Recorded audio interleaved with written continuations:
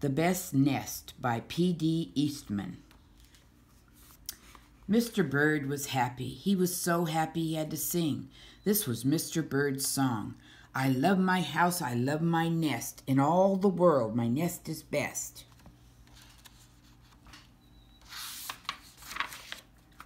Then Mrs. Bird came out of the house. It's not the best nest, she said. He looked so sad. I'm tired of this old place, said Mrs. Bird. I hate it. Let's look for a new place right now. She's kind of bossy. So they left the old place to look for a new one. This place looks nice, said Mr. Bird. Let's move in here. Right there. But somebody else had moved in, one of Grandma's raccoons. So they looked at another house. This one looks nice, said Mr. Bird, and there's nobody in it. You're wrong, said Mrs. Bird. This house belongs to a foot. So they went on looking. I like this one, said Mr. Bird. It has a pretty red flag on the roof. I've always wanted a house with a flag, said Mrs. Bird. Maybe this place will be all right. What is this? It looks like a mailbox, doesn't it? But it was not all right. I guess I made a mistake, said Mr. Bird.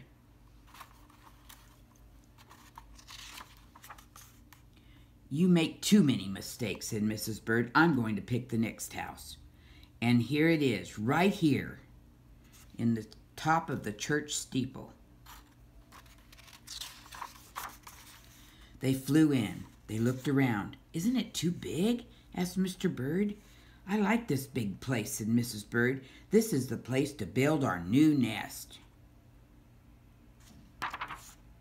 They went right to work. They needed many things to build this nest. First, they got some hay.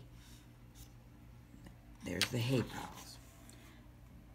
They got some soda straws and broom straws. They got some sweater string.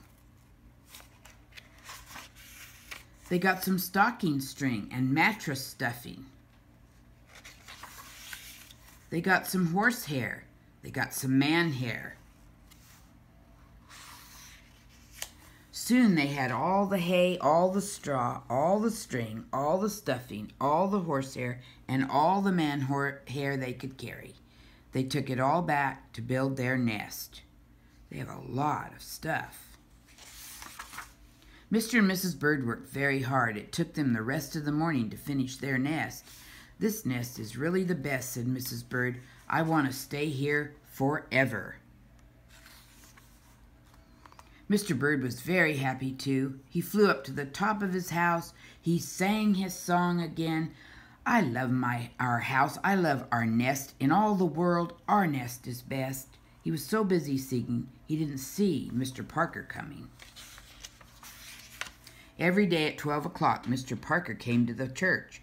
Mr. Parker came to pull a rope. The rope went up to the bird's new nest. The rope rang the big bell right under Mrs. Bird's nest. Look at that. Boing, boing, bong. It really rattled her nest. Mrs. Bird got out of there as fast as she could fly. Look at bong, bong, bong, bong.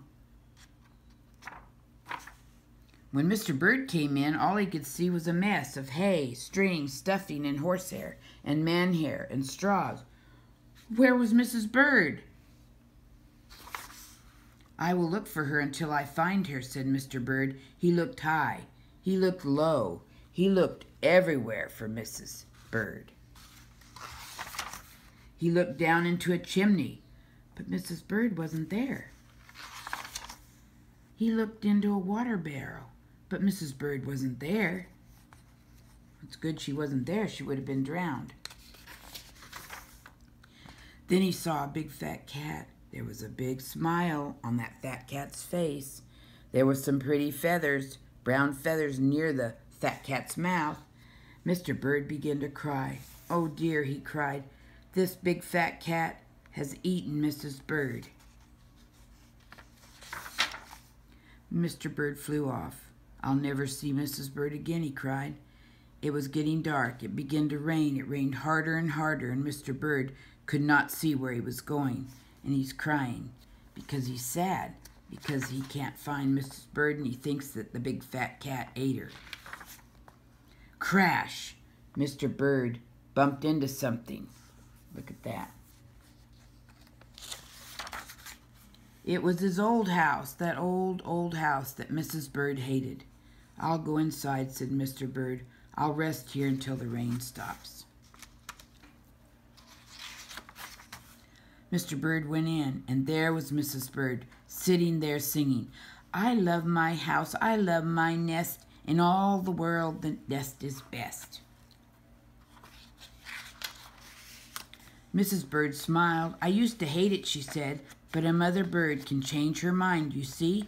There's no nest like an old nest for a brand new bird. And they have an egg here. They're going to have a baby bird. And when the egg popped open, the new bird thought so too. And he was very happy. The moral of this story could be maybe we need to be content and happy with what we have and don't always look for something else. The end.